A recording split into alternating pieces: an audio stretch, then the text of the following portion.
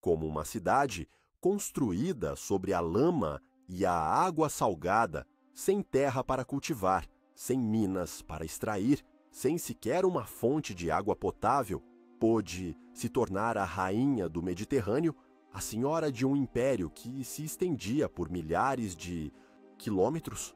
A resposta não está nas espadas de seus soldados, que eram poucos, nem nas muralhas de sua cidade, que eram os próprios canais. A resposta sussurra nos ventos que sopravam do Oriente, carregada no brilho do sal e no brilho ainda mais intenso do ouro. Porque um mapa mundi, criado por um monge veneziano anônimo no século XV, se revelou 100 anos mais preciso que os mapas dos cartógrafos reais da Espanha e de Portugal. A história de Veneza não foi escrita com tinta, mas com informações. Informações roubadas, compradas, extraídas sob tortura ou sussurradas em um leito de amor. Em sua essência, a República da Sereníssima foi o primeiro Estado verdadeiramente construído sobre a inteligência. Roma construiu estradas para governar o mundo. Veneza construiu rumores para possuí-lo. Nos primórdios sombrios da Idade Média, quando o Império Romano do Ocidente havia se desintegrado em um mosaico de reinos bárbaros, os primeiros habitantes das Ilhas da Lagoa não tinham nada além de medo e sal. O medo dos hunos, dos lombardos, de todos que pudessem descer dos Alpes e tomar suas vidas. E o sal, o ouro branco daquela era, colhido das águas rasas, era sua única moeda de troca. Os primeiros espiões de Veneza não usavam capas nem adagas. Eram pescadores com rostos curtidos pelo sol e mercadores de sal com as mãos calejadas. Eles navegavam em seus barcos frágeis, observando, anotavam os movimentos dos piratas dálmatas, contavam as naus de guerra bizantinas que patrulhavam o Adriático, ouviam as conversas dos comerciantes rivais de Amalfi e Pisa nas tavernas portuárias. Cada grama de informação valia mais que 1 quilo de sal. Saber onde uma patrulha bizantina estaria amanhã significava que uma carga valiosa poderia passar sem pagar os pesados impostos. Saber que a colheita de trigo na Apulia fora ruim significava que o preço do grão em Veneza dobraria em 1 mês. Esta não era uma rede de espionagem formal, com nomes e hierarquias. Era um instinto coletivo de sobrevivência, um organismo que respirava segredos. O que você faria pela prosperidade do seu país? Trairia, subornaria ou mataria? Para os primeiros venezianos, a pergunta era irrelevante. A prosperidade não era uma escolha, era a única alternativa à aniquilação. A traição, o suborno e a morte eram apenas ferramentas, tão necessárias quanto um remo ou uma rede de pesca. Os rivais, que não podiam ser superados no mercado, eram eliminados nos becos escuros. Um comerciante de Pisa, que oferecia sal a um preço mais baixo, encontrava seu fim em um acidente no canal, seu corpo afundando silenciosamente nas águas turvas, um destino tão comum que mal merecia um registro. A República aprendia sua primeira e mais importante lição. O comércio é uma guerra contínua, travada com moedas em vez de espadas, mas não menos mortal. Cada comerciante veneziano no exterior era, por decreto não escrito, um agente da pátria. Sua obrigação não era apenas vender e comprar, mas ver e ouvir. Ele relatava sobre as fortificações de cidades distantes, a força de seus exércitos, a lealdade de seus governantes, as fofocas de suas cortes. Cada navio que retornava a Veneza não trazia apenas sedas e especiarias, trazia um tesouro de dados brutos, que era meticulosamente coletado, analisado e transformado na arma mais poderosa da República, o conhecimento. O medo, que forçara seus ancestrais a fugir para a lagoa, agora era a ferramenta que eles usavam para moldar o mundo. Eles não precisavam de um grande exército, pois podiam pagar mercenários. Não precisavam de vastas terras, pois podiam controlar as rotas comerciais que alimentavam os reinos. Veneza era uma aranha tecendo sua teia sobre o Mediterrâneo, e os fios dessa teia eram feitos de informação. Cada porto, cada cidade, cada ilha era um ponto de ancoragem. E no centro, o cérebro pulsante da Sereníssima processava cada tremor, cada vibração, decidindo onde atacar, onde recuar, quem promover e quem destruir. O sistema era brutalmente simples e diabolicamente eficaz. Um sistema nascido do caos, alimentado pela ganância e justificado pela sobrevivência.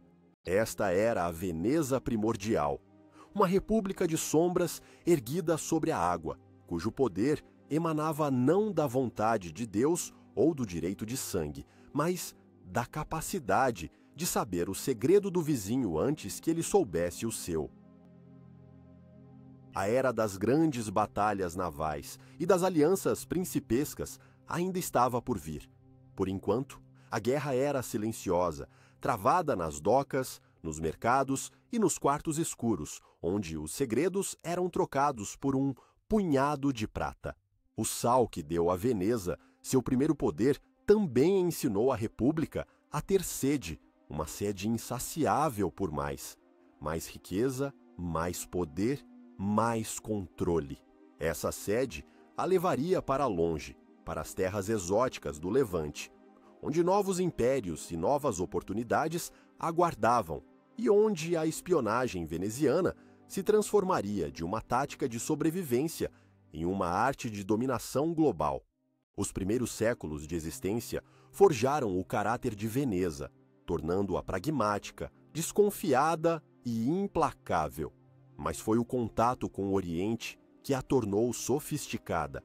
A busca pelo lucro a empurrou para além do Adriático, em direção aos mercados fabulosos de Constantinopla, Alexandria e Acre. O que você escolheria para proteger sua nação? A força de um exército ou a astúcia de 1000 espiões?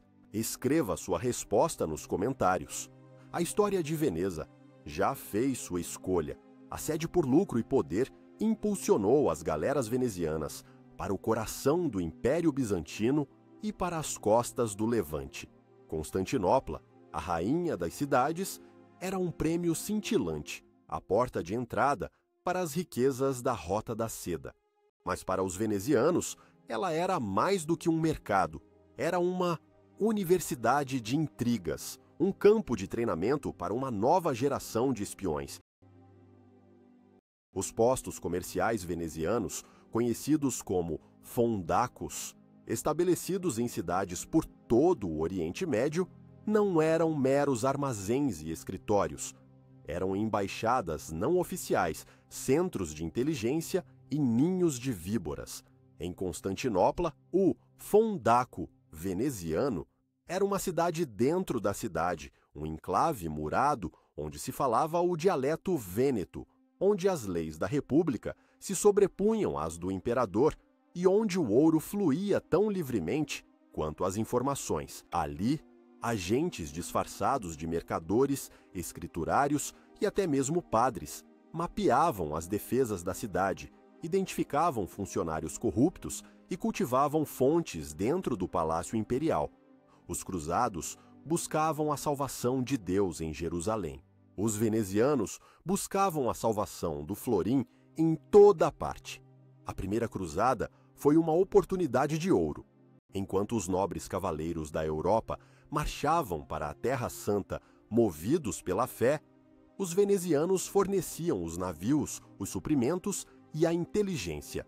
Eles transportaram os exércitos cristãos cobrando preços exorbitantes e, em troca, exigiram privilégios comerciais e bairros inteiros nas cidades conquistadas. Cada novo posto avançado cristão se tornava um novo centro de espionagem veneziano. Em Acre, Tiro e Trípoli, os agentes da Sereníssima operavam com uma eficiência assustadora. Eles não se limitavam a negociar com os reinos cruzados.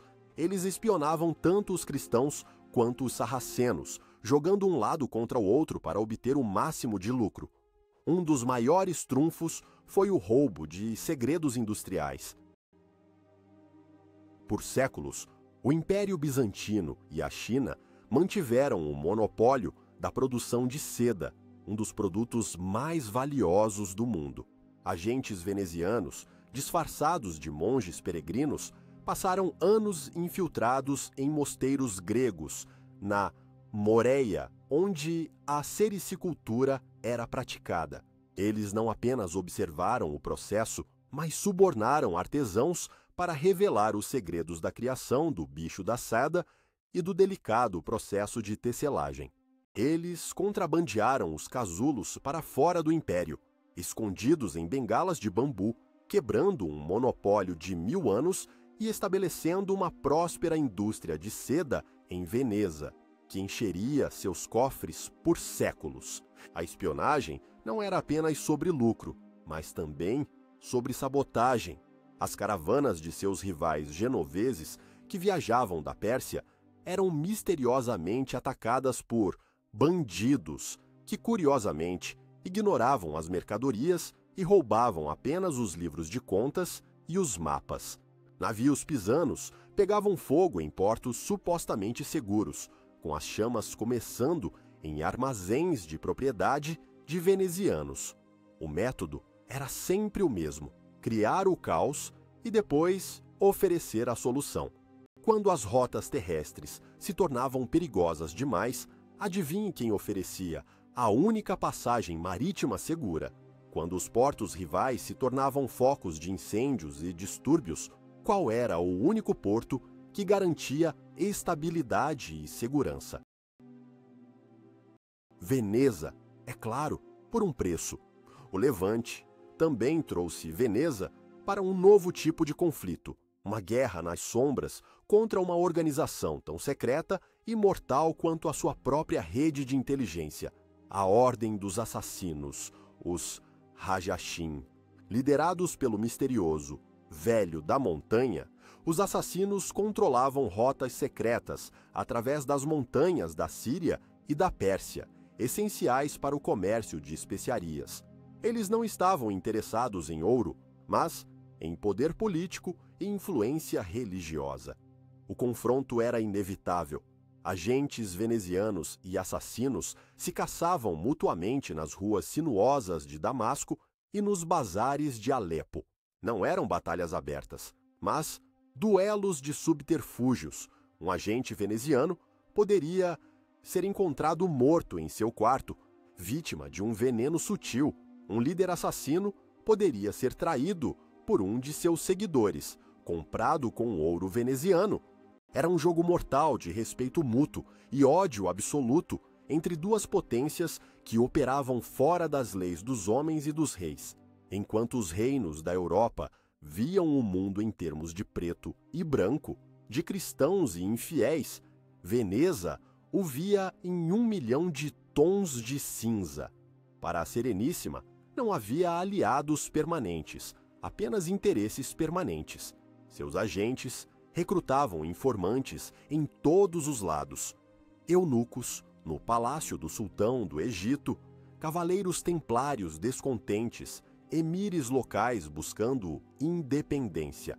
Eles aprenderam a arte da desinformação, espalhando rumores de uma nova cruzada para assustar os governantes muçulmanos e forçá-los a conceder melhores termos comerciais, enquanto, simultaneamente, garantiam a esses mesmos governantes que poderiam acalmar o fervor dos europeus em troca de um monopólio sobre o comércio de pimenta. Essa duplicidade era a marca registrada da política externa veneziana, uma política que permitiu que uma cidade-estado se tornasse o árbitro do poder no Mediterrâneo Oriental. Mas quanto mais a rede de espionagem se expandia para o exterior, mais a República se preocupava com as ameaças internas. A riqueza do Oriente trazia consigo não apenas luxo, mas também novas ambições e conspirações. O poder adquirido através dos segredos dos outros gerou um medo profundo dos próprios segredos. O conhecimento que tornou Veneza grande também plantou as sementes de uma paranoia que floresceria em um sistema de vigilância e terror tão abrangente que faria o mundo exterior tremer. A República estava prestes a voltar seus olhos para dentro, para seus próprios cidadãos, e a arma que forjou para conquistar o mundo seria usada para escravizar sua própria alma. A riqueza que inundava Veneza, vinda do Levante, era uma bênção e uma maldição. Ela construiu palácios de mármore sobre a água e financiou obras de arte que deslumbravam o mundo, mas também alimentou a ganância e a ambição dentro das famílias nobres que governavam a República. O poder, uma vez provado, é um veneno viciante. As famílias mais antigas e poderosas começaram a conspirar umas contra as outras, formando facções secretas e buscando o poder supremo, o chapéu do Doge, a qualquer custo. A República, que havia dominado seus inimigos externos através de uma rede de inteligência incomparável, percebeu que a maior ameaça não estava em Constantinopla ou Gênova, mas nos corredores sombrios do próprio Palácio Ducal. A resposta a essa ameaça interna foi a criação de uma das instituições mais temidas e eficientes da história, o Conselho dos Dez. Nascido no ano de 1310, após uma conspiração sangrenta para derrubar o Doge, o Conselho dos Dez era oficialmente um comitê temporário encarregado de garantir a segurança do Estado. Na prática, tornou-se um governo secreto permanente, uma polícia política com poder absoluto e ilimitado. Seus membros eram eleitos do Grande Conselho por mandatos de 1 ano, operando sob um véu de sigilo tão espesso que nem mesmo suas famílias sabiam a extensão de seus poderes. Eles eram os juízes, os júris e os executores de uma justiça rápida, secreta e final. O poder do Doge era absoluto, mas sua vida dependia do sussurro de um único delator na boca do leão. Para alimentar sua necessidade de informação, o Conselho dos Dez teceu uma teia de vigilância sobre a cidade que faria os imperadores romanos corarem de inveja. Uma vasta rede de informantes, conhecidos como os sbirri, foi recrutada em todas as camadas da sociedade. Gondoleiros que ouviam conversas de amantes, prostitutas que extraíam segredos de nobres bêbados, padres que violavam o segredo da confissão, comerciantes que espionavam seus vizinhos. Todos eram pagos com os cofres do Estado para relatar qualquer sinal de deslealdade, qualquer palavra contra a República, qualquer conspiração real ou imaginária. Ninguém estava seguro. A paranoia tornou-se política de Estado. O símbolo mais infame desse sistema eram as botte di leone, as bocas de leão. Eram caixas de correio públicas, esculpidas em forma de cabeça de leão com a boca aberta, espalhadas por toda a cidade, especialmente perto do Palácio Ducal e dos tribunais. Qualquer cidadão podia depositar uma denúncia anônima contra qualquer outro, fosse ele um simples artesão ou o próprio doge. Essas denúncias eram recolhidas diariamente e lidas pelo Conselho dos Dez. A maioria era descartada como calúnia ou inveja pessoal, mas qualquer uma que parecesse remotamente crível desencadeava uma investigação imediata e secreta. Pessoas desapareciam no meio da noite, levadas de suas camas pelos agentes do Conselho. Eram levadas para as prisões infames do Palácio Ducal, os piombi, as prisões de chumbo, sob o telhado, onde o calor no verão era insuportável, ou os pozzi, os poços no nível da água, úmidos e escuros. Lá, o interrogatório começava. A tortura era uma ferramenta padrão, aplicada com precisão burocrática, não para obter uma confissão, pois a culpa já era presumida, mas para extrair os nomes de outros conspiradores. Os julgamentos, se ocorressem, eram uma farsa realizada em segredo. A execução era o resultado mais comum. As execuções públicas na Piazzetta, entre as duas colunas de São Marcos e São Teodoro, eram um espetáculo teatral de poder, projetado para aterrorizar a população e lembrar a todos do longo alcance do conselho. Corpos eram deixados pendurados por dias como um aviso sombrio. Outros simplesmente desapareciam, seus corpos jogados na lagoa durante a noite, um destino que deu origem à expressão veneziana para alguém que sumiu sem deixar rastro. Ele foi para o rio. Pode uma grande civilização ser construída sobre uma fundação de mentiras e medo? Veneza responderia que o medo é o alicerce mais sólido de todos. O auge dessa paranoia estatal foi o trágico caso do doge Marino Faliero no ano de 1355. Um herói militar, eleito para o cargo mais alto em idade avançada, Faliero se sentiu insultado por um jovem nobre que havia zombado de sua esposa. Quando a punição imposta pela nobreza ao jovem lhe pareceu muito branda, o orgulho ferido de Faliero se transformou em fúria. Ele conspirou com alguns plebeus para massacrar a aristocracia e se declarar príncipe de Veneza. Mas em uma cidade onde as paredes tinham ouvidos, tal conspiração não poderia permanecer secreta por muito tempo. Um dos conspiradores, com medo, revelou o plano. O Conselho dos 10 agiu com uma velocidade aterrorizante. Os conspiradores foram presos, torturados e executados. E então, em um ato sem precedentes que chocou a Europa, o Conselho julgou e condenou à morte o próprio chefe de Estado, o Doge de Veneza. Faliero foi decapitado na escadaria do Palácio Ducal, no mesmo lugar onde havia jurado proteger a República. Um pano preto foi colocado sobre seu retrato na Galeria dos Doges, com a inscrição: "Este é o lugar de Marino Faliero, decapitado por seus crimes." O sistema havia se tornado tão poderoso que podia devorar seu próprio criador. O Conselho dos 10 transformou Veneza em uma máquina política perfeitamente lubrificada e absolutamente implacável. Ele eliminou a dissidência interna e garantiu uma estabilidade que era a inveja de outros estados italianos, constantemente dilacerados por guerras civis. Mas essa paz teve um preço terrível. A criatividade foi sufocada pelo medo. A confiança foi corroída pela suspeita. Veneza se tornou uma gaiola dourada, magnífica por fora, mas cheia de terror por dentro.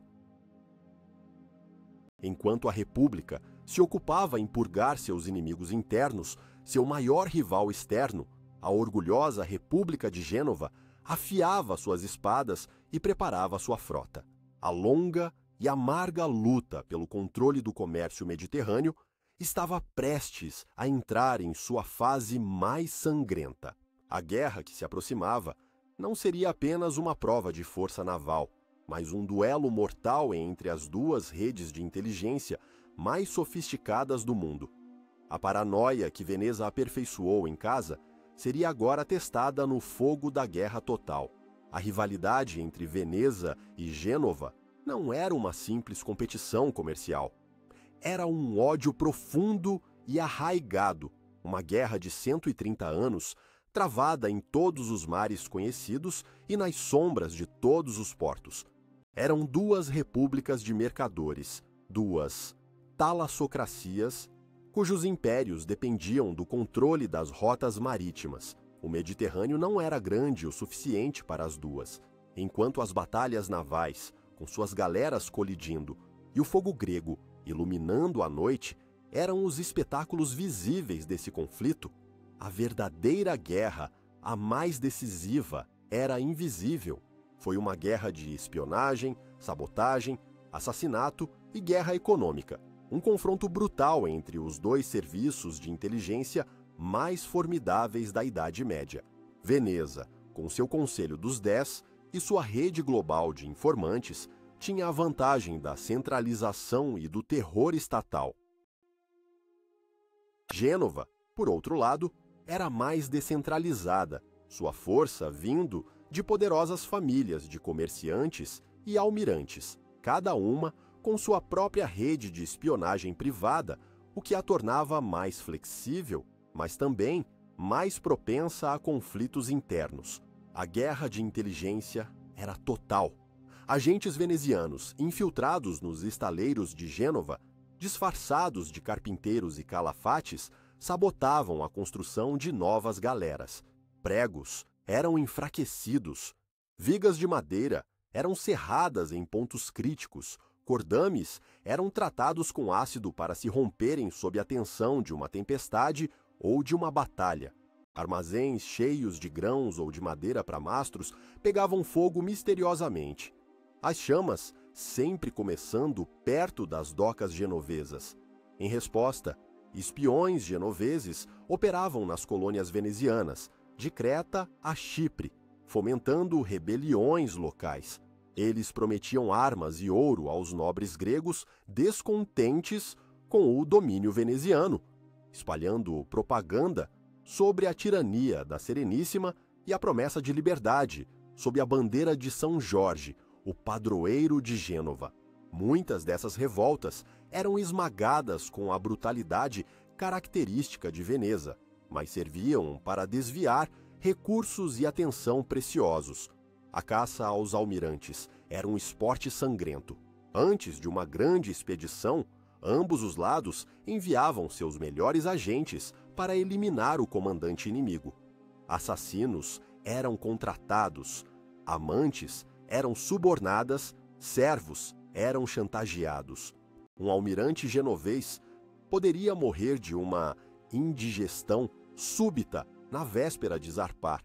Um comandante veneziano poderia cair de seu cavalo durante uma caçada, o animal assustado por uma cobra que ninguém mais viu. O roubo de mapas e cartas de navegação era de importância vital. Para um genovês, o mar era uma promessa de riqueza.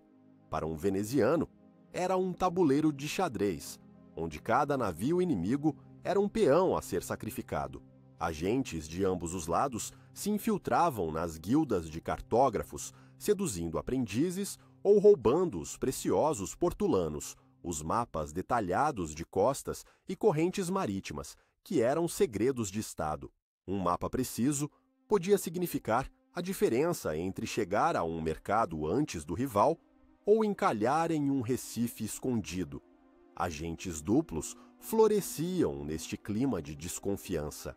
Um mercador grego podia vender informações sobre os movimentos da frota veneziana para os genoveses, enquanto, na verdade, era um agente leal a Veneza, alimentando o inimigo com desinformação cuidadosamente elaborada, levando suas naus para uma emboscada. A Batalha de Curzola, onde o explorador Marco Polo foi capturado, foi uma vitória genovesa esmagadora, em parte devido a informações precisas sobre a composição e a rota da frota veneziana. A vingança de Veneza viria, mas levaria tempo. O clímax desta guerra secular foi a Guerra de Chioggia, no final do século XIV. A frota genovesa, em um movimento audacioso, capturou a pequena cidade pesqueira de Chioggia na entrada da própria lagoa de Veneza. A Sereníssima estava encurralada, sua sobrevivência em jogo.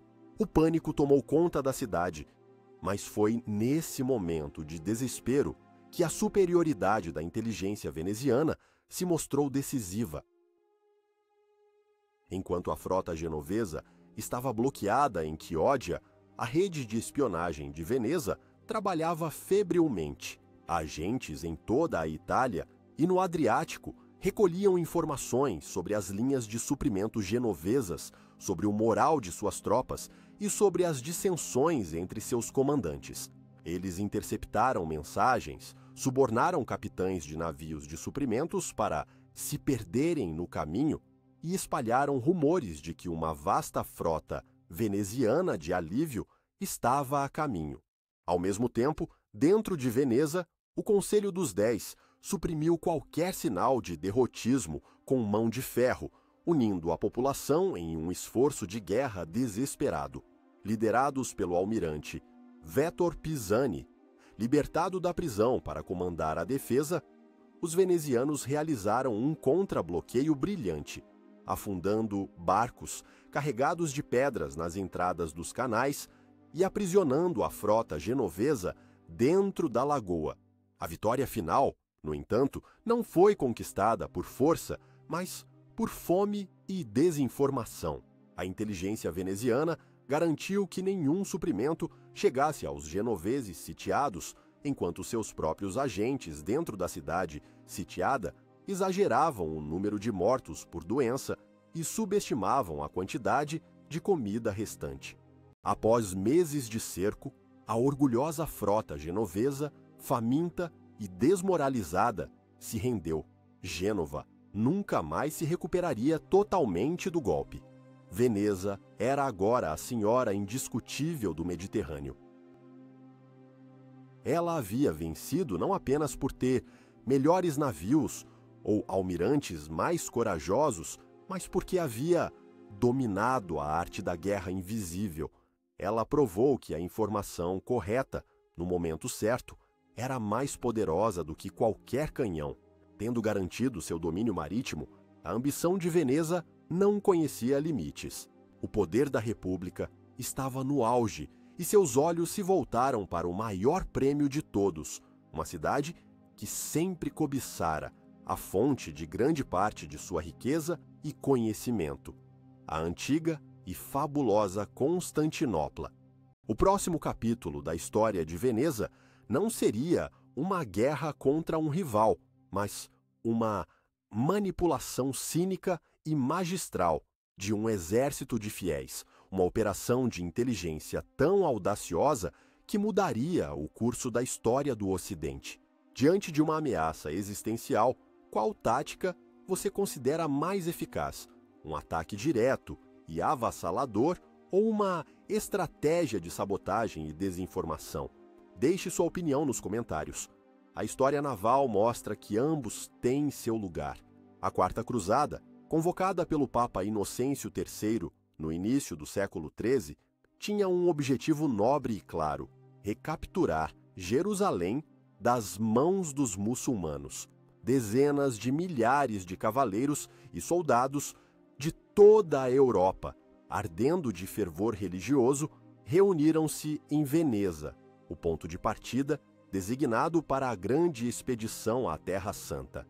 Eles tinham a fé, as espadas e a coragem. O que eles não tinham era dinheiro.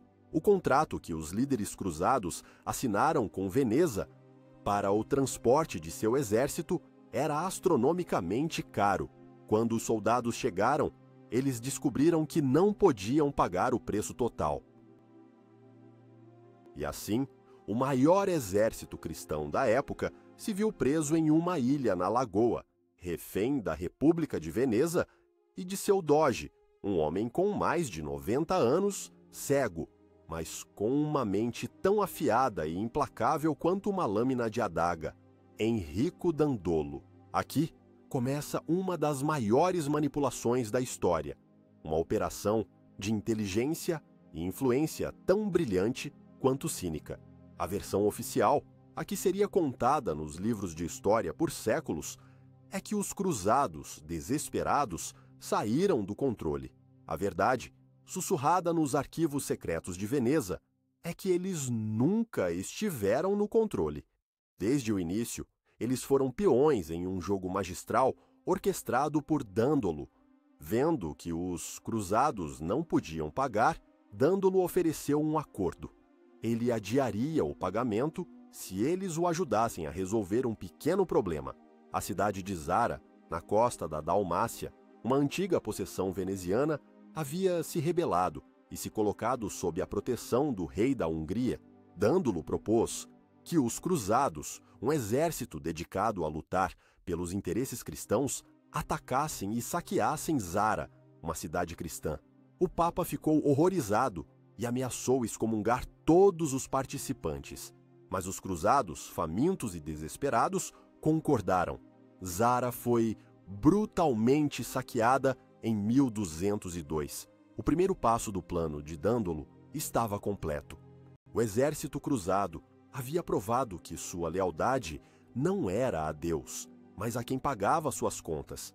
Foi então que o segundo e principal elemento da conspiração entrou em cena. Um jovem príncipe bizantino, exilado, Aleixo Ângelo, chegou ao acampamento cruzado com uma proposta tentadora, uma proposta que, coincidentemente, havia sido elaborada com a ajuda de agentes venezianos. Ele prometeu pagar toda a dívida dos cruzados com Veneza, financiar sua expedição a Jerusalém e submeter a Igreja Ortodoxa grega à autoridade do Papa em Roma. Tudo o que eles precisavam fazer era ajudá-lo a derrubar o imperador usurpador em Constantinopla e colocá-lo no trono. Para os líderes cruzados, a oferta era irrecusável.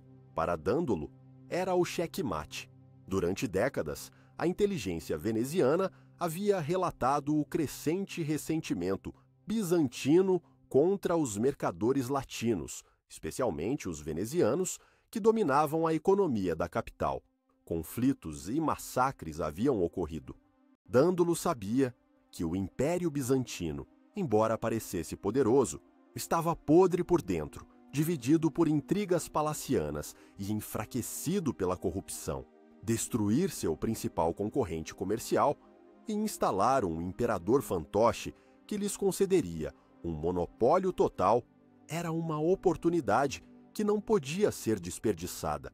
A frota cruzado-veneziana, a maior já vista no Mediterrâneo, não navegou para o Egito, o caminho lógico para a Terra Santa, mas virou para o norte, para Constantinopla.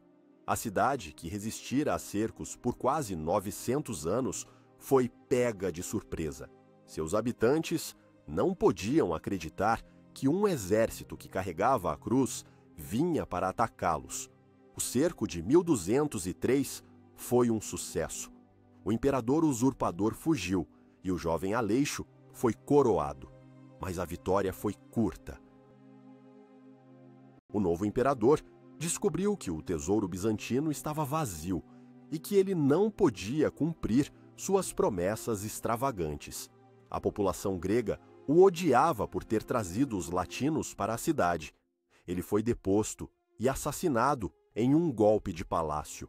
Para os cruzados e venezianos acampados do lado de fora das muralhas, isso foi a desculpa perfeita.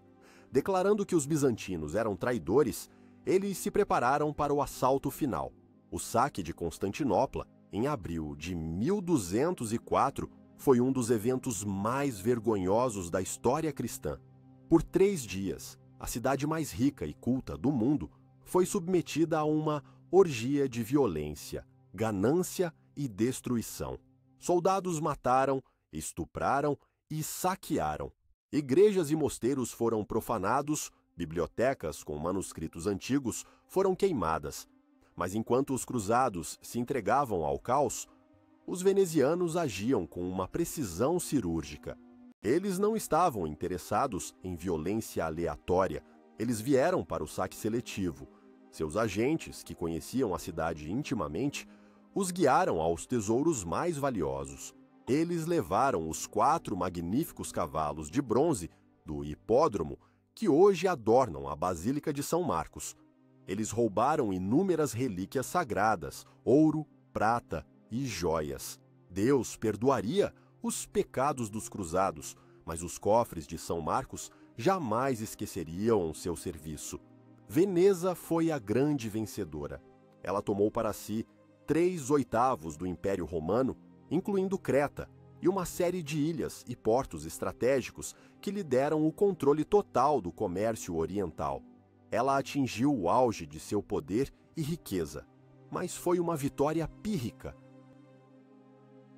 A destruição do Império Bizantino, o baluarte que por séculos protegeu a Europa das invasões do Oriente, criou um vácuo de poder, um vácuo que seria preenchido 250 anos depois pelos turcos otomanos, que tomariam Constantinopla e se tornariam a maior ameaça que Veneza e a Europa já enfrentaram. A brilhante operação de inteligência de Dândolo garantiu a glória de Veneza por gerações, mas a longo prazo semeou as sementes de sua futura luta pela sobrevivência.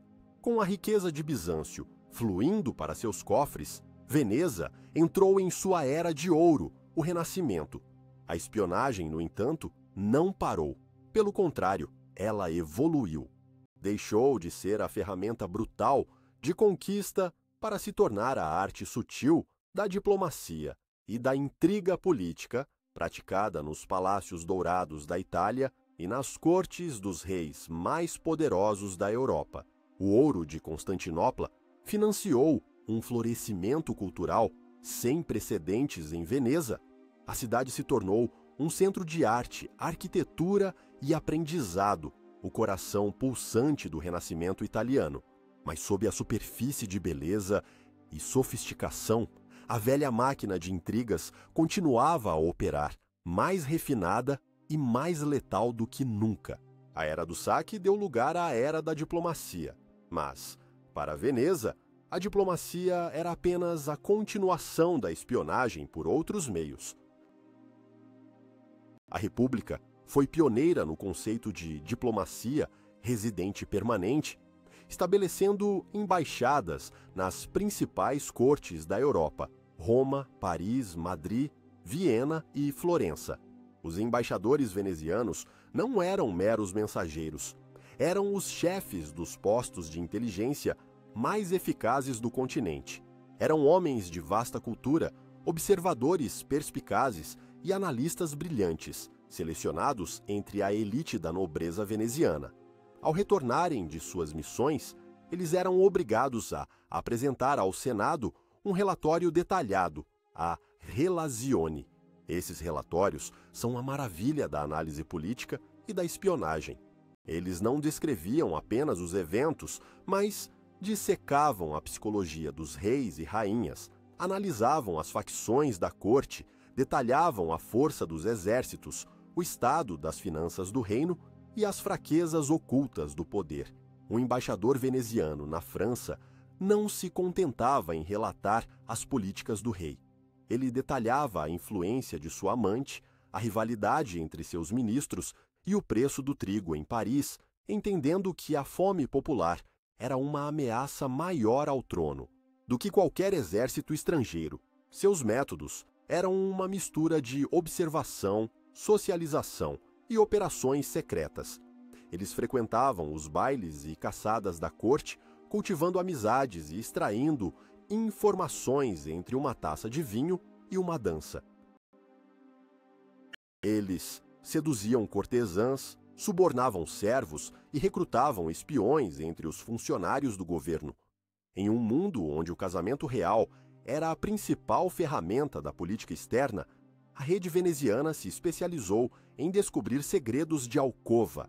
Saber que um rei não podia ter filhos ou que uma princesa tinha um amante secreto era uma informação de valor incalculável, que podia ser usada para sabotar alianças ou chantagear monarcas. A Itália renascentista era um vespeiro de intrigas, com os estados papais, Florença, Milão e Nápoles constantemente conspirando uns contra os outros. Veneza navegava nessas águas perigosas com uma habilidade consumada. Seu confronto com a Florença dos Médici foi um duelo de titãs, não em campo de batalha, mas nos corredores do poder. Os espiões de Lourenço, o Magnífico, tentavam penetrar os segredos bancários de Veneza, enquanto os agentes da Sereníssima buscavam explorar as rivalidades entre as famílias florentinas. Em Roma, a contra-inteligência papal, uma das poucas organizações que rivalizava com a veneziana em astúcia, era um adversário constante. Cardeais eram comprados e vendidos como mercadorias. Durante os conclaves para eleger um novo papa, os embaixadores venezianos trabalhavam febrilmente nos bastidores, usando ouro e chantagem para garantir a eleição de um candidato favorável aos interesses da República. Eles roubavam projetos de novas fortificações projetadas por Leonardo da Vinci e se infiltravam nas oficinas de armeiros para aprender os segredos da fundição de canhões mais avançados. Em uma era de inovação, a espionagem tecnológica era tão importante quanto a política. Quando a diplomacia e o suborno falhavam, Veneza recorria a uma ferramenta mais sombria: o assassinato. O Conselho dos 10 mantinha uma lista de inimigos do Estado que deveriam ser eliminados. Contratos eram oferecidos a assassinos profissionais. O método preferido era o veneno, considerado uma arma mais elegante e discreta que o punhal. Os envenenadores venezianos tornaram-se lendários em toda a Europa, mestres na arte de criar toxinas indetectáveis que podiam matar lentamente, imitando uma doença natural, ou de forma rápida e fulminante. Um general inimigo, um político rival, um sultão otomano, ninguém estava fora de alcance.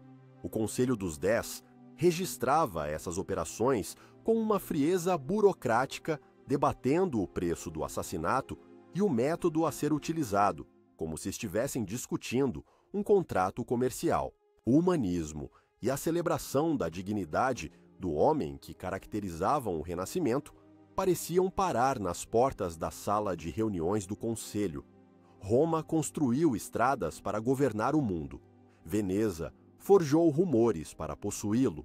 A sofisticação da rede veneziana era tal que ela não apenas coletava informações, mas também as fabricava. Eles se tornaram mestres da propaganda e da guerra psicológica. Antes de uma guerra, eles espalhavam histórias sobre a crueldade e a depravação de seus inimigos para minar seu moral. Eles forjavam cartas e documentos para criar desconfiança entre seus adversários, transformando aliados em inimigos. Eles entendiam que a percepção da realidade era, muitas vezes, mais importante do que a própria realidade. O esplendor do Renascimento veneziano, com suas pinturas de Tiziano e sua arquitetura de Palladio, era a fachada deslumbrante de um estado policial implacável e de uma máquina de inteligência global. A arte era uma forma de projetar poder e riqueza, de impressionar e intimidar.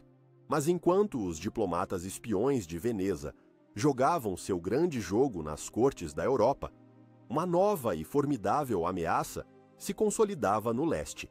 O Império Otomano, que havia conquistado Constantinopla em 1453, continuava sua expansão implacável.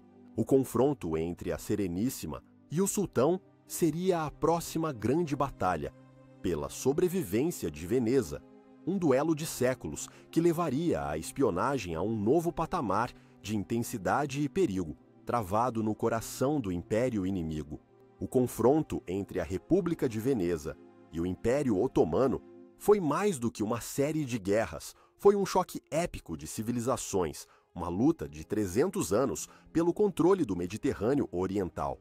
De um lado, uma república de mercadores, rica e astuta, cujo poder se baseava no comércio e na inteligência.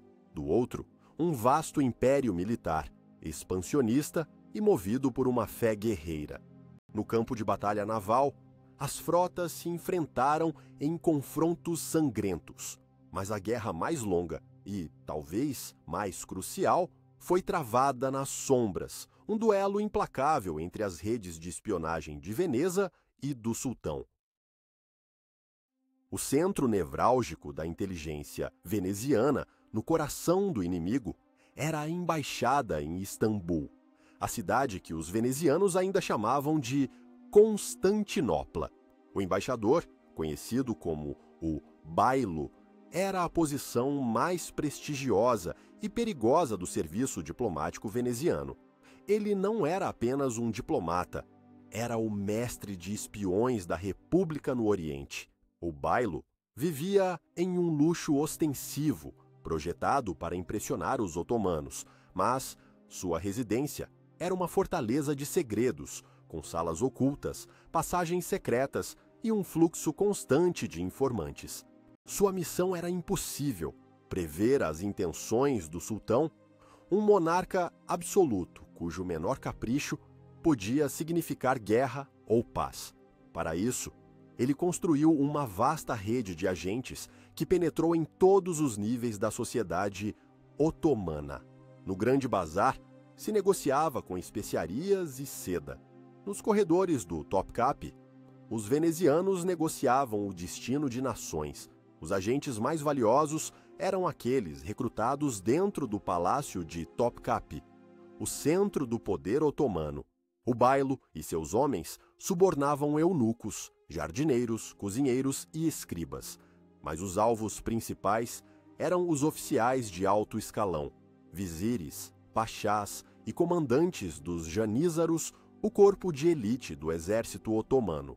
Muitos desses homens eram, eles próprios, de origem cristã, levados como crianças dos Balcãs e convertidos ao Islã. Alguns mantinham um ressentimento secreto ou uma lealdade oculta, que os agentes venezianos exploravam habilmente. Outros eram simplesmente corruptos, dispostos a vender os segredos militares do império por um baú de ouro veneziano. As informações obtidas eram inestimáveis. Planos detalhados de campanhas militares, a força e a composição da frota otomana, mapas de novas fortificações, dissensões internas na corte do sultão, tudo era cuidadosamente registrado, codificado em cifras complexas e enviado a Veneza por correios que viajavam em navios rápidos. Essa inteligência permitiu que Veneza, com seus recursos militares muito menores, antecipasse os movimentos otomanos, preparasse suas defesas e sobrevivesse contra um inimigo esmagadoramente superior em número. A espionagem não era apenas defensiva. Agentes venezianos, nos Balcãs e na Grécia, fomentavam rebeliões entre as populações cristãs subjugadas, forçando o sultão a desviar tropas para reprimir revoltas internas. Eles sabotavam os arsenais otomanos, incendiando depósitos de pólvora e estaleiros. Eles se aliavam a inimigos dos otomanos no Oriente, como o Shah da Pérsia, em uma tentativa de forçar o Império a lutar uma guerra em duas frentes. O maior triunfo da inteligência veneziana nesta guerra de séculos foi, sem dúvida, a Batalha de Lepanto, em 1571. A Liga Santa, uma coalizão de potências cristãs liderada por Veneza, Espanha e o Papado, reuniu uma frota para enfrentar a aparentemente invencível armada otomana. A vitória cristã em Lepanto foi esmagadora e se tornou lendária. Mas o que muitas vezes é esquecido é que a batalha foi vencida meses antes, nos corredores de Istambul. Os espiões do Bailo forneceram à Liga Santa informações cruciais e detalhadas sobre a frota otomana, o número exato de navios, o tipo de armamento, a experiência das tripulações e, o mais importante, as divisões e rivalidades entre seus comandantes. Armados com esse conhecimento, os líderes cristãos puderam elaborar uma estratégia de batalha que explorava as fraquezas do inimigo, levando a uma vitória decisiva que quebrou o mito da invencibilidade naval otomana. Os otomanos, no entanto, não eram adversários fáceis. Eles aprenderam com seus inimigos e desenvolveram sua própria e formidável rede de contra-espionagem. Seus agentes operavam dentro da própria Veneza, disfarçados de comerciantes, diplomatas ou refugiados. Eles tentavam recrutar nobres venezianos descontentes e descobrir os segredos da construção naval da República. A guerra de espionagem era uma via de mão dupla e o preço do fracasso era a morte. Um agente veneziano, capturado em Istambul, enfrentava a tortura mais excruciante e uma execução horrível. O próprio Bailo vivia em constante perigo, sua imunidade diplomática frágil e dependente dos caprichos do sultão. Vários bailos foram presos, torturados ou executados. A vida em Istambul era um jogo de altas apostas, uma dança mortal na beira de um vulcão. Era um mundo de heroísmo e traição, de sacrifício e corrupção. Por cada agente que arriscava a vida por lealdade à Sereníssima, havia um funcionário veneziano que vendia segredos aos otomanos por dinheiro. A longa guerra exauriu os recursos de Veneza. A República conseguiu preservar grande parte de seu império marítimo, mas o custo foi imenso. E enquanto Veneza estava obcecada com a ameaça otomana no leste, uma mudança sísmica estava ocorrendo no oeste, uma mudança que representaria uma ameaça ainda maior à sua prosperidade. A vitória em Lepanto foi um momento de glória, mas foi o canto do cisne do domínio mediterrâneo. Os marinheiros de Portugal e Espanha estavam abrindo novas rotas marítimas através dos oceanos, contornando as velhas rotas comerciais que eram a fonte da vida de Veneza. O mundo estava ficando maior e Veneza, pela primeira vez em sua história, corria o risco de se tornar pequena. Ao lutar contra um inimigo formidável, é melhor se aliar a rivais para formar uma frente unida? Ou é mais sábio deixar que seus inimigos se enfraqueçam mutuamente enquanto você conserva suas forças? Compartilhe sua estratégia nos comentários.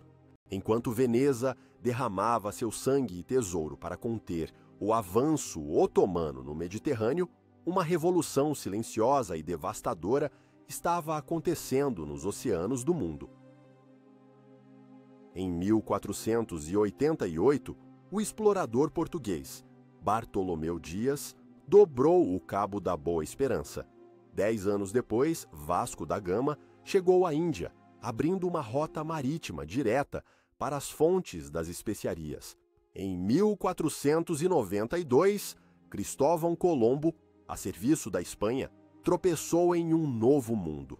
A era dos descobrimentos havia começado, e para Veneza foi o início do fim de seu monopólio comercial, a fundação de todo o seu poder.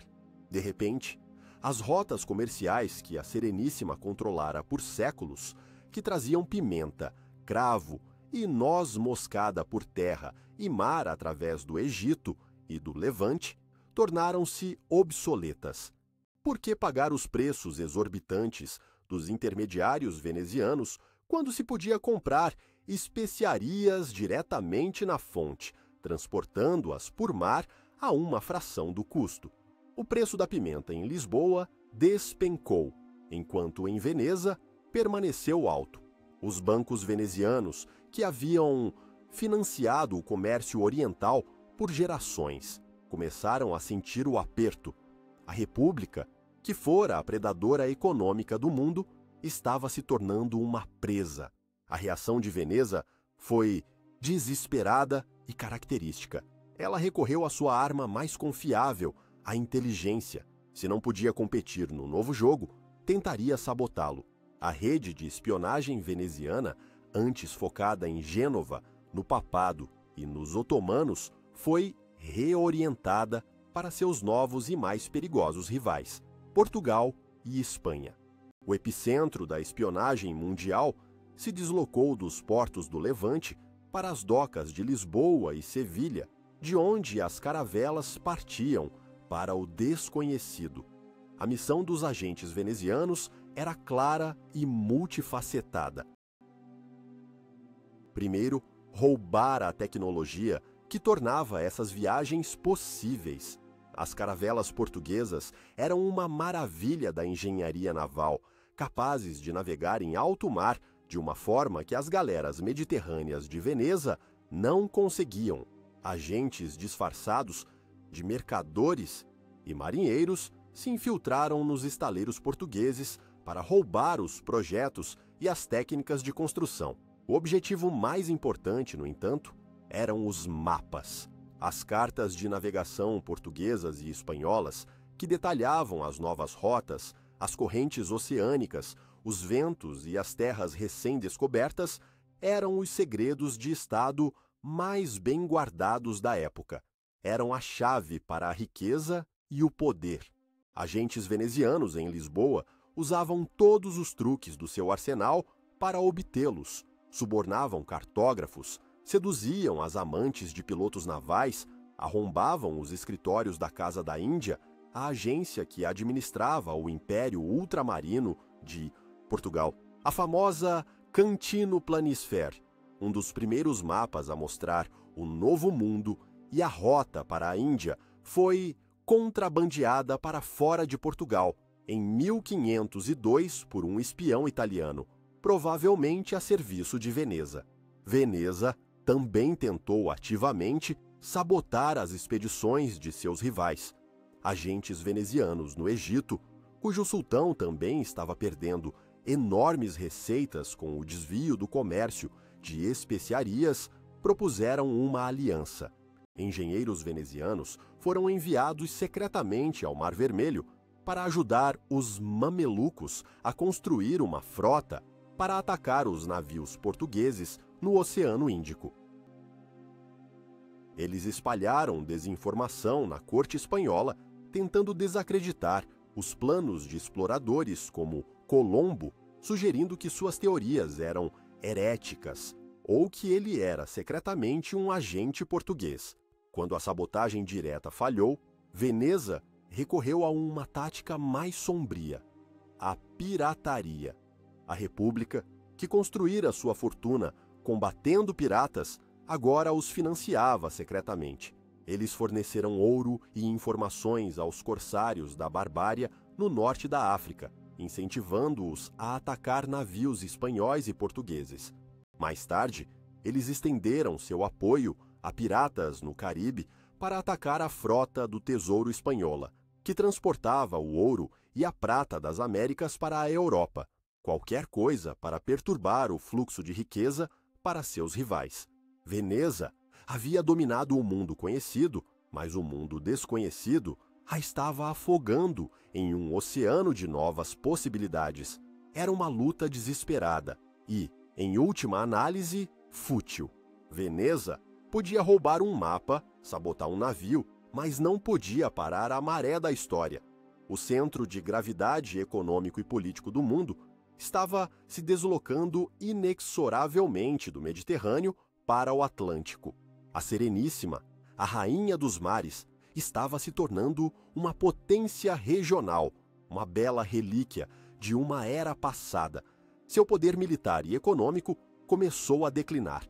A agressividade deu lugar a uma política de neutralidade cautelosa. Incapaz de moldar os grandes eventos, Veneza se concentrou em preservar o que restava. Mas enquanto seu poder real diminuía, seu mito e seu fascínio só aumentavam. A cidade se tornou um destino para viajantes ricos, artistas e aristocratas de toda a Europa, atraídos por sua beleza única, sua arte e sua reputação de liberdade e prazer. E no coração dessa Veneza decadente e teatral, um evento anual se tornou o palco perfeito para o último ato da grande tradição de espionagem da República, o Carnaval. Por trás das máscaras e da folia, uma nova e mais sutil guerra de sombras seria travada, não por impérios, mas por segredos menores, em um mundo que Veneza não mais controlava, mas onde ainda podia ser um jogador perigoso. No século XVIII, a República de Veneza era uma sombra de seu antigo eu. Seu império marítimo havia encolhido, seu poderio militar era insignificante e sua relevância política no cenário europeu era quase nula. A outrora orgulhosa rainha do Adriático havia se tornado um playground para a aristocracia europeia, uma cidade de prazer, música e arte, famosa por seus cassinos, suas cortesãs e, acima de tudo, seu espetacular carnaval. Mas se o leão de São Marcos não mais rugia, ele ainda tinha garras afiadas. A decadência política não significou o fim da espionagem. Pelo contrário, Veneza, com sua neutralidade e sua atmosfera de permissividade, tornou-se o principal campo de batalha para as redes de inteligência de toda a Europa. E o carnaval era a sua cobertura perfeita. Durante semanas, a cidade se transformava em um baile de máscaras a céu aberto. A lei decretava que todos, de nobres a servos, podiam e deviam usar máscaras e fantasias. A identidade era dissolvida, as hierarquias sociais eram suspensas. Um príncipe podia se vestir de mendigo, uma duquesa de leiteira. Nesse mundo de anonimato e ilusão, espiões de França, Áustria, Inglaterra, Espanha e Rússia se moviam livremente, tecendo suas teias de intriga. No carnaval, uma máscara escondia um rosto, mas revelava uma intenção. Em Veneza, a cidade inteira era uma máscara. Encontros secretos aconteciam à vista de todos, em meio à multidão barulhenta da Praça de São Marcos. Documentos roubados eram trocados durante uma partida de cartas em um ridotto, os cassinos legalizados da cidade. Um diplomata estrangeiro podia revelar segredos de Estado a uma bela mascarada sem saber que ela era uma agente a serviço de uma potência rival ou mesmo da própria Veneza. A própria inteligência veneziana, liderada pelos temidos inquisidores de Estado, um comitê ainda mais secreto e poderoso que o Conselho dos 10, havia mudado seu foco. Incapaz de competir com as grandes potências, ela se concentrou na vigilância interna e na contra-espionagem. Sua principal tarefa era monitorar as atividades de todos os diplomatas e estrangeiros importantes na cidade, para garantir que a neutralidade de Veneza não fosse comprometida e que nenhuma conspiração fosse tramada em seu território. Os métodos eram os mesmos de sempre, apenas aplicados a uma escala menor e mais íntima. A rede de informantes continuava a operar, seus relatórios agora cheios de detalhes sobre os casos amorosos de um embaixador ou os vícios de jogo de um nobre visitante. A vigilância era onipresente. Os inquisidores mantinham registros detalhados sobre milhares de pessoas, de senadores a gondoleiros. Eles se tornaram obcecados com a moralidade pública, vendo a decadência dos costumes como uma ameaça à estabilidade do Estado. Prostitutas eram interrogadas, atores eram vigiados e qualquer um que criticasse o governo era rapidamente silenciado. A grande máquina de espionagem que outrora decidira o destino de impérios agora se ocupava de pequenas intrigas e da supressão da dissidência. O personagem que melhor encarna o espírito desta era é Giacomo Casanova. Aventureiro, escritor, sedutor lendário, sua vida foi uma mistura de brilho e sordidez. O que muitos não sabem é que Casanova, em vários momentos de sua vida, foi também um espião a serviço dos inquisidores de Estado.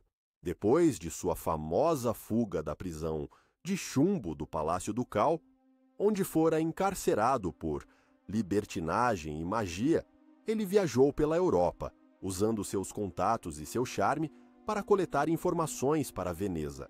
Mais tarde, em seus anos de declínio, ele foi empregado como informante, um trabalho que desprezava, mas que aceitou por necessidade. Sua tarefa era espionar seus amigos, relatar conversas privadas e identificar potenciais subversivos. O maior aventureiro da Europa terminaria seus dias como um pequeno dente na engrenagem da máquina de vigilância veneziana. A atmosfera de Veneza, no século XVIII, era uma mistura agridoce de beleza e decadência.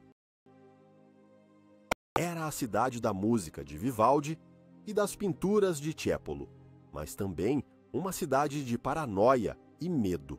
O luxo e a alegria do carnaval mal conseguiam esconder a podridão interna de uma república que havia perdido seu propósito. A obsessão com o controle interno e os segredos triviais eram um sintoma de impotência no cenário mundial. A Sereníssima era como um velho nobre, orgulhoso e impecavelmente vestido, mas falido e vivendo de memórias de glórias passadas. E enquanto Veneza dançava mascarada em direção ao abismo, os ventos da mudança sopravam violentamente da França.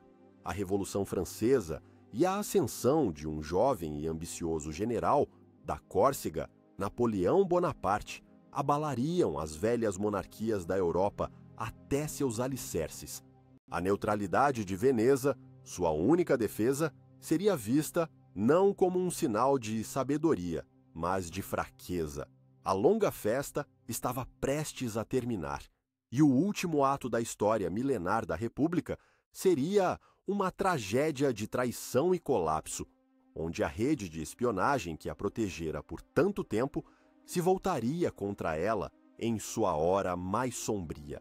O final do século XVIII trouxe consigo uma tempestade que nenhuma muralha ou frota poderia conter. A Revolução Francesa desencadeou uma fúria ideológica e militar que varreu a Europa, e no seu centro estava Napoleão Bonaparte, um gênio militar que redesenhou o mapa do continente com a ponta de sua espada. Para a antiga e estagnada República de Veneza, que se agarrava desesperadamente à sua política de neutralidade desarmada, o aparecimento de Napoleão foi uma sentença de morte. A Sereníssima se viu presa entre duas potências em expansão, a França revolucionária, de um lado, e o Império Austríaco, do outro. Ambos cobiçavam seus territórios e sua riqueza. Os remanescentes do outrora onipotente serviço de inteligência veneziano tentaram um último e desesperado jogo, tentando colocar os dois gigantes um contra o outro, alimentando a desconfiança mútua com desinformação. Mas era tarde demais. O mundo havia mudado. As velhas artes da intriga palaciana eram inúteis contra a força bruta dos exércitos de massas. A tragédia final de Veneza não foi uma derrota em uma grande batalha, mas um colapso interno, uma implosão causada pelo mesmo cinismo e desconfiança que haviam sido a base de seu poder. Confrontados com uma ameaça existencial, os homens que governavam Veneza não se uniram. Em vez disso, a classe dominante se fragmentou. Alguns nobres, acreditando que poderiam salvar suas fortunas, começaram a conspirar secretamente com os austríacos. Outros, seduzidos pelas promessas de liberdade, igualdade e fraternidade, formaram clubes jacobinos e trabalharam como agentes para os franceses. A rede de espionagem, o sistema nervoso da República, entrou em colapso. Agentes que por gerações serviram ao Estado, com uma lealdade fanática, começaram a trabalhar para o inimigo, vendendo os segredos seculares de Veneza por segurança pessoal ou por um punhado de ouro. O sistema construído sobre a premissa de que todos podiam ser comprados acabou por se vender a si mesmo. Em maio de 1797, Napoleão emitiu um ultimato. Ele acusou Veneza de hostilidade e de incitar rebeliões contra suas tropas na Itália. Era um pretexto frágil, mas eficaz. Ele exigiu a dissolução do governo aristocrático e a democratização da República. O pânico tomou conta do Palácio Ducal. O Grande Conselho, o órgão que havia governado Veneza por 1000 anos, se reuniu pela última vez.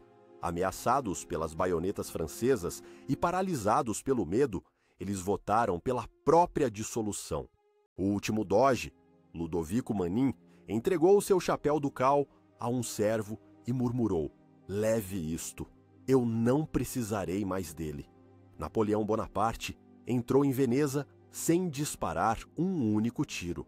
As tropas francesas marcharam pela Praça de São Marcos, o coração da República, não como conquistadores, mas como libertadores, recebidos por uma facção de venezianos.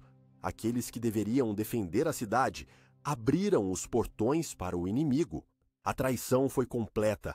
A República de Veneza, a Sereníssima, após 1100 anos de história ininterrupta, deixou de existir. O que se seguiu foi o saque.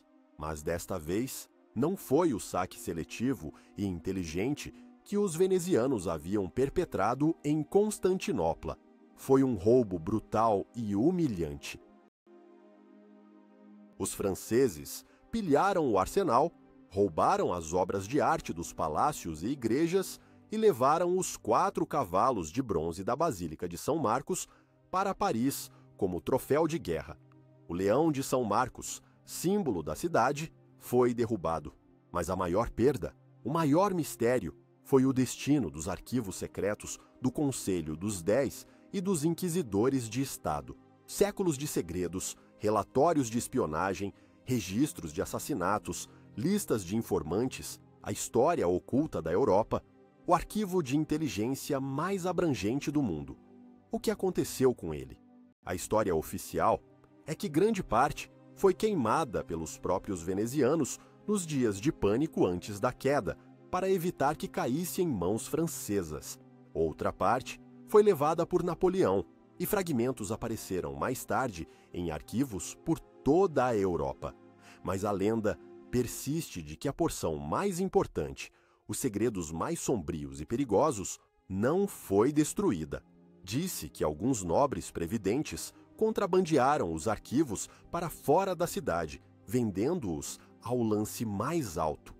Esses documentos teriam se tornado a base para novos e ainda mais poderosos serviços secretos de outras nações que aprenderam as lições de Veneza. A lenda não morreu. Ela apenas mudou de mãos, um legado de conhecimento e poder que continuaria a moldar o destino do mundo das sombras. A história de Veneza é um aviso. É a história de como um sistema construído sobre a desconfiança total acaba se devorando, de como o conhecimento, quando usado sem sabedoria ou moralidade, se torna um veneno.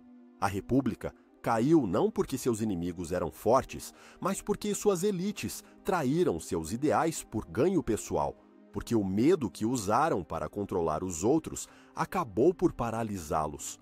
A República se afogou em sua própria desconfiança. E hoje, em nosso mundo de segredos digitais e lealdades frágeis, o que você escolheria? A segurança de seus próprios segredos ou a força de uma confiança mútua? Sua escolha define o futuro. Conte-nos nos comentários.